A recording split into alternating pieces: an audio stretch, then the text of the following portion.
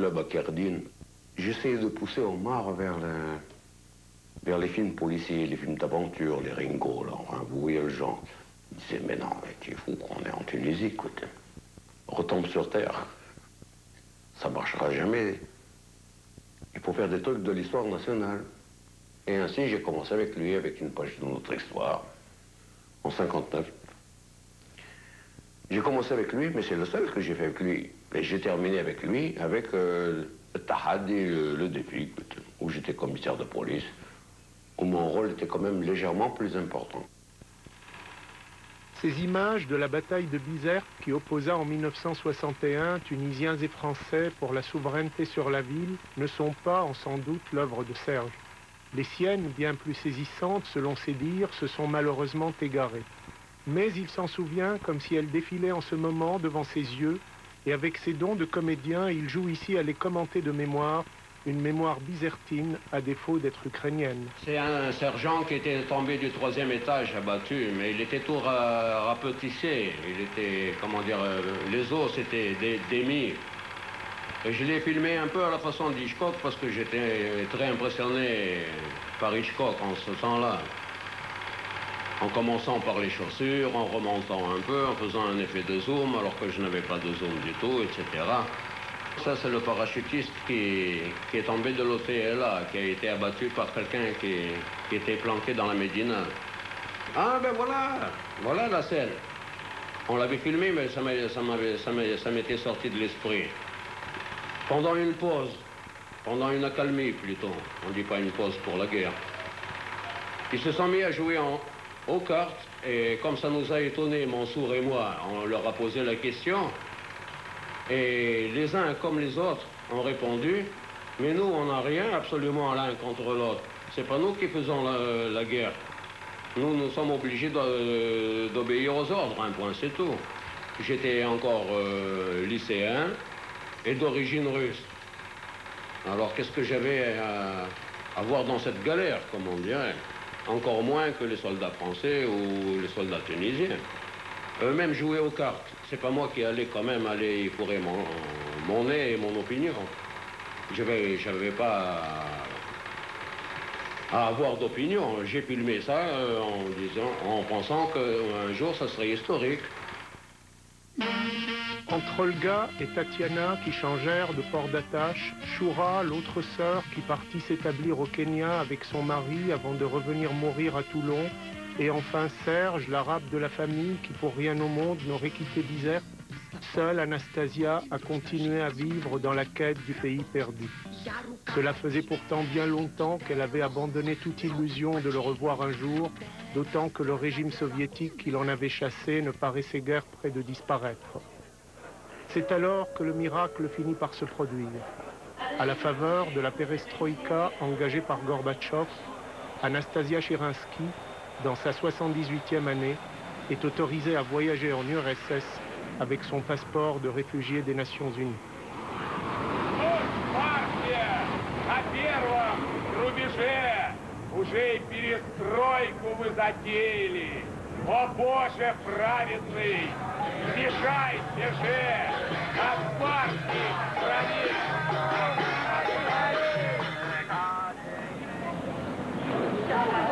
Je suis retournée en 1990 avec des difficultés terribles. Il y a eu la libéralisation, peu à peu, de la personne infréquentable qu'il était interdit de voir. Je suis devenue au contraire celle qui a gardé encore les traditions. Je n'obtenais pas l'autorisation du ministère de l'Intérieur tunisien.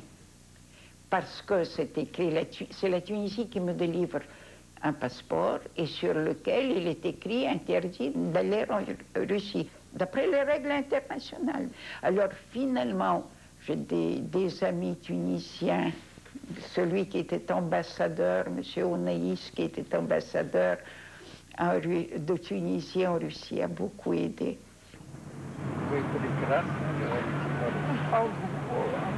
Это мой родной язык, правда?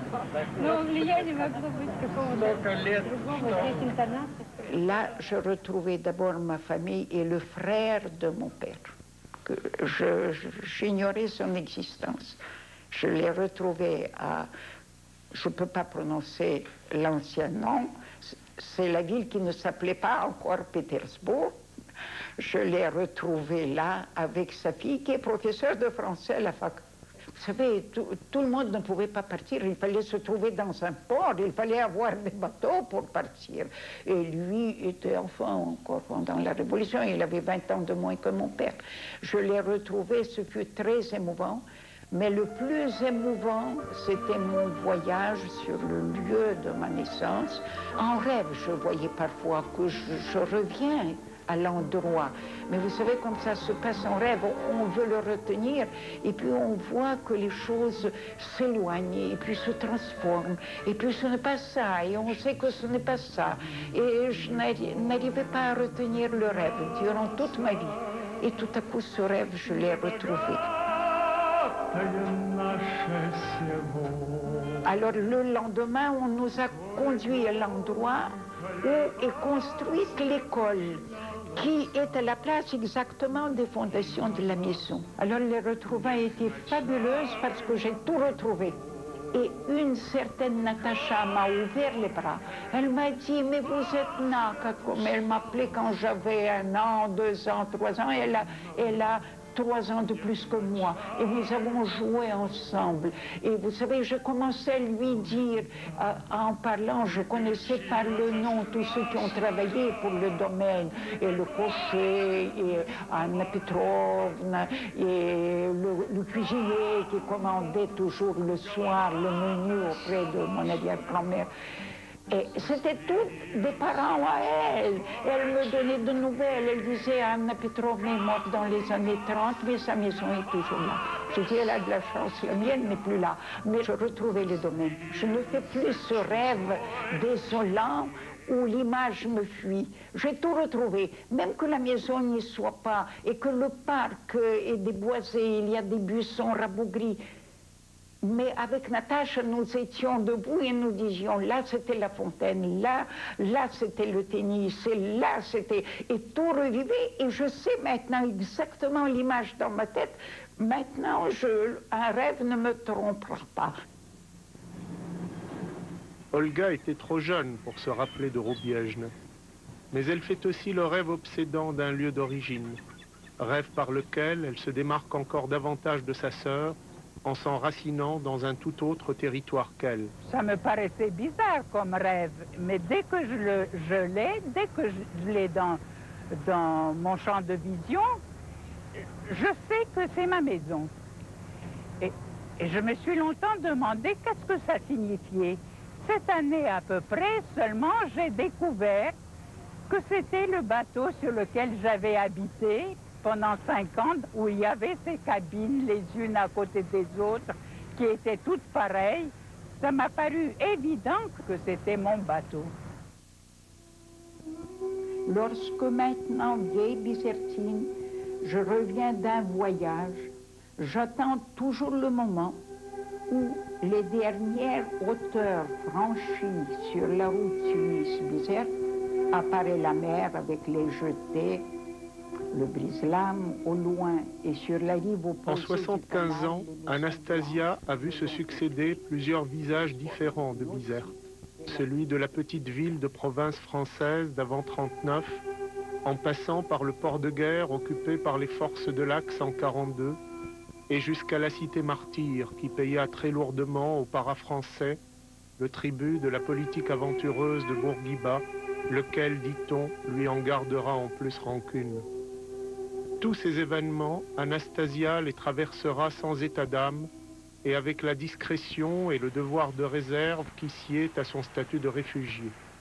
Son attachement à Bizerte, lui, est allé croissant et il semble que la ville le lui rende bien, en particulier le maire qui fut autrefois son élève.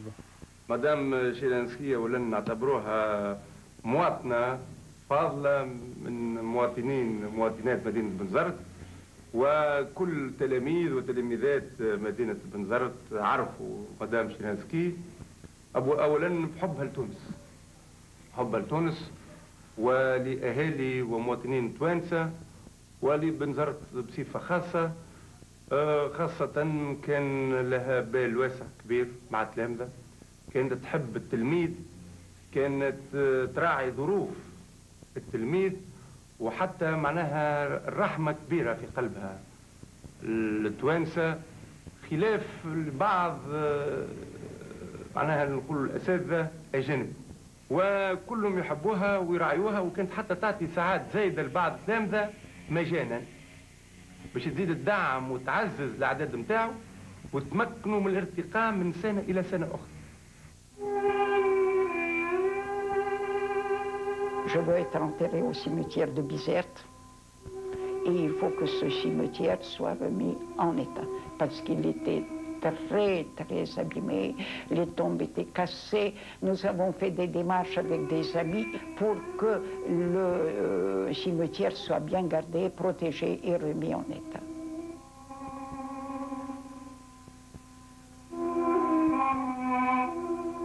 Non loin d'ici, dans le cimetière musulman de Bizerte, repose un prince tatar, Mortaza Chirinsky, exilé russe lui aussi et dont Anastasia porte le nom depuis le milieu des années 30.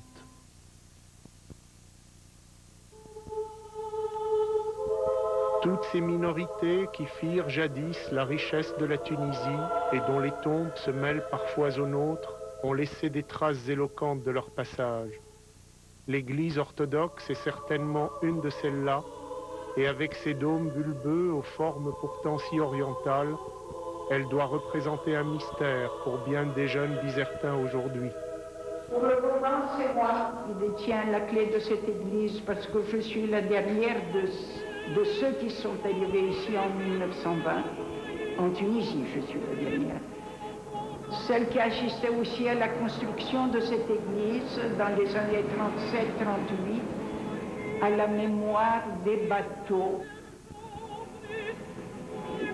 arrivés en 1920.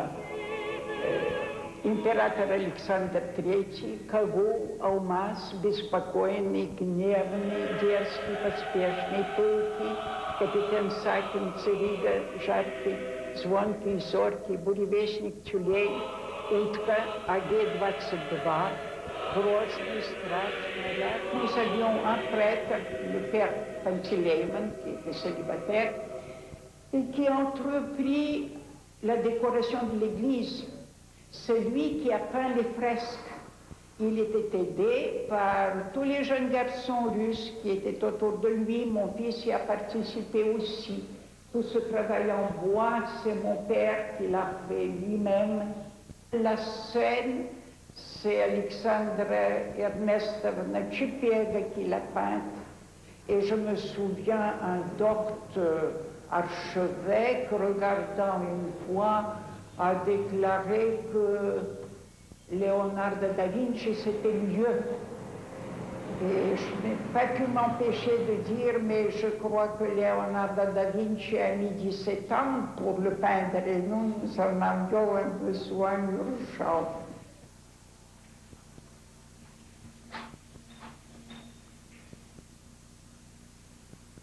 Ce n'est pas un coffret, c'est une pierre, la première pierre pour la restauration de cette église. Un jour, j'ai eu une visite pour le moins inattendue. C'était le délégué du président Yasser Arafat qui était venu avec un interprète de l'ambassade de Russie et on m'a expliqué que c'est le don des Palestiniens chrétiens qui ont perdu leur église en Palestine et qui voulaient aider à la restauration de la nôtre. Et quand j'ai ouvert le coffret, sur un fond de feutre roux, il y avait un chèque important en mon nom. Ce geste émouvant des Palestiniens envers ceux qui les précédèrent en exil en a, semble-t-il, suscité d'autres. Et alors que l'on croyait le culte orthodoxe en Tunisie définitivement balayé par l'histoire, voici que les changements intervenus à l'Est, s'additionnant aux efforts locaux de soigner l'image pluraliste de la société tunisienne, font miraculeusement résonner à nouveau ces grandes artères de la capitale, des chants oubliés de la liturgie russe.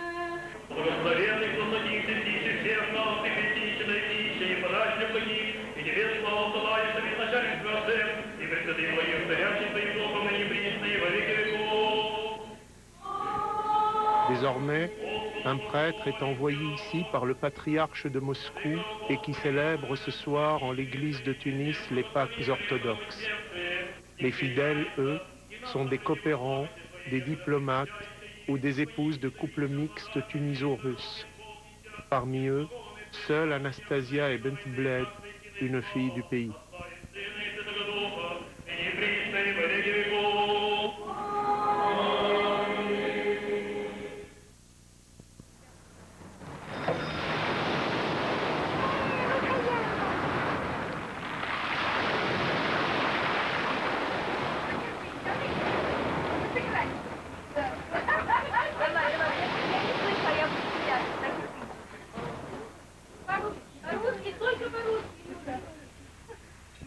Bon an, mal an, et bien que timide encore, une nouvelle convivialité a vu le jour. Et chaque été, la petite colonie russe de Tunisie, qu'Anastasia, sa doyenne, a réussi à reconstituer autour d'elle, fête ses retrouvailles dans cette datcha située sur la corniche de Bizerte et dont le propriétaire, un exilé de 1920, partage la fin de sa vie entre les deux rives de la Méditerranée. И может сказать, я пою, значит, я существую. Спасибо, певица.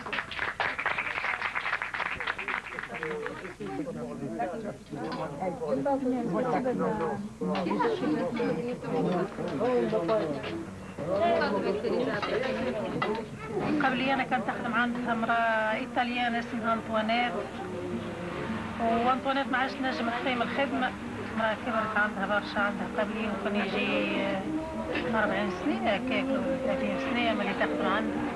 نخدم أنا مع أنطوانيت، قعدت معاها مدة هكاك، وبعد هذه أنطوانيت المرأة ماتت، بقيت نخدم عند مدام شيرانسكي، عندي عندها تو مدة طويلة.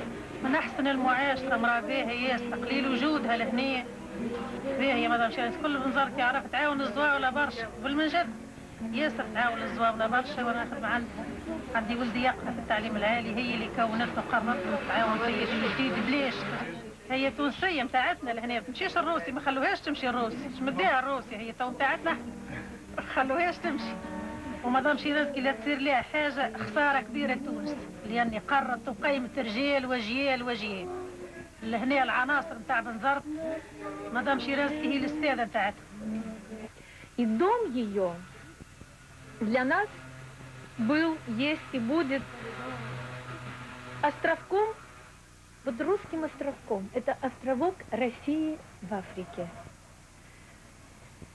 Там русским духом пахнет у нее, ее духом. Потому что она этот дух пронесла через всю свою жизнь. Это необыкновенная женщина, одержимая женщина.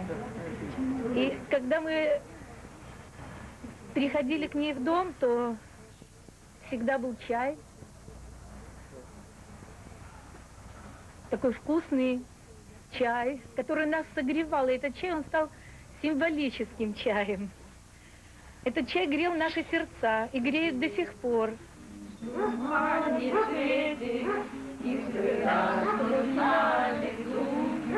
Ночью нас никто не встретит, мы простимся на мосту. Ночью нас никто не встретит, мы простимся на мосту. Вспоминай, полень другая, друга милого любя, будет песни петь, играя на коленях у тебя.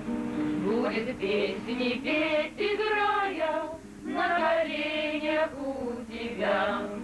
Ночь прошла, и спала зарано, путь далекий, милый мой, я уйду с тобой, цыгана, за кибиткой кочевой. Я уйду с тобой, цыгана, за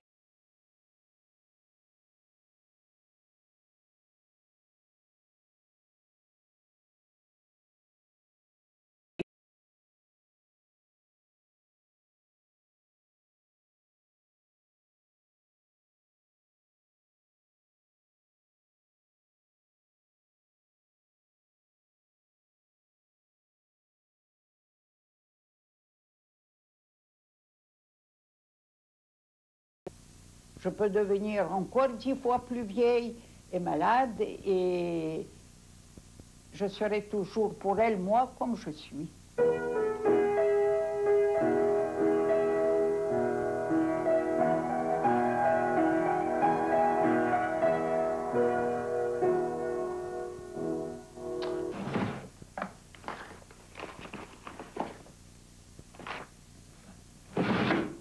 C'est le manuscrit du livre avec grand L, le manuscrit en français. Et il faut que j'avoue, je ne me crois pas du tout un écrivain. Mais c'était un désir absolu en moi de laisser un témoignage, parce que j'ai été souvent interrogée, j'ai vu que les gens ne connaissaient pas du tout la situation, ne savaient pas comment nous avons émigré, pourquoi nous sommes arrivés ici.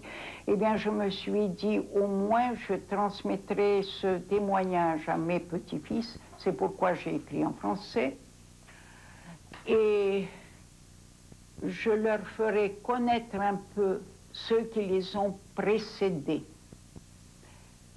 Et j'ai pris en exergue une phrase du poète russe Joukovski du 19e siècle. « Ne dis pas avec tristesse, ils ne sont plus, mais avec reconnaissance, ils furent. » Et voici la dernière phrase du livre. «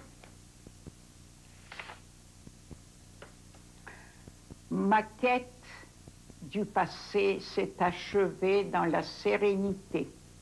Je ne ferai jamais plus ce rêve décevant qui revenait régulièrement pendant des années vécues sans espoir de retour, le rêve d'un domaine fantôme qui s'éloigne à mon approche. Ma pensée s'échappera souvent vers les rives verdoyantes de Donetsk, celles que j'ai eu la chance de retrouver et de voir. J'aimerais y revenir avec Stéphane au temps des pommiers en fleurs. Je fais encore des projets. La mémoire n'a pas d'âge. Mes petits-fils sont heureux de découvrir la Russie avec moi. Mais je sais que c'est encore à Bizerte qu'ils me retrouvent le mieux. Ce livre, qui cherche toujours un éditeur, s'intitulera « Bizerte, dernière escale » et vient boucler le voyage mouvementé de toute une vie.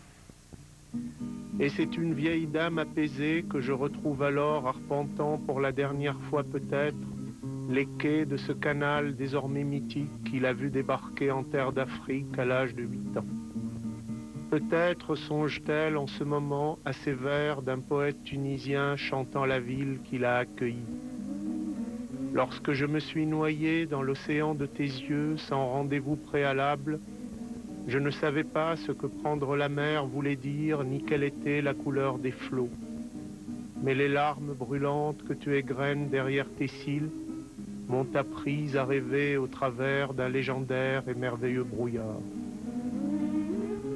À présent, les images d'Épinal de la Roubiège de son enfance et celles non moins révolues de cette Bizerte qu'il adopta fusionnent dans l'imaginaire d'Anastasia en un tableau unique, aux couleurs chaleureuses et bienfaisantes, et où se dessinent les contours d'un territoire enfin retrouvé.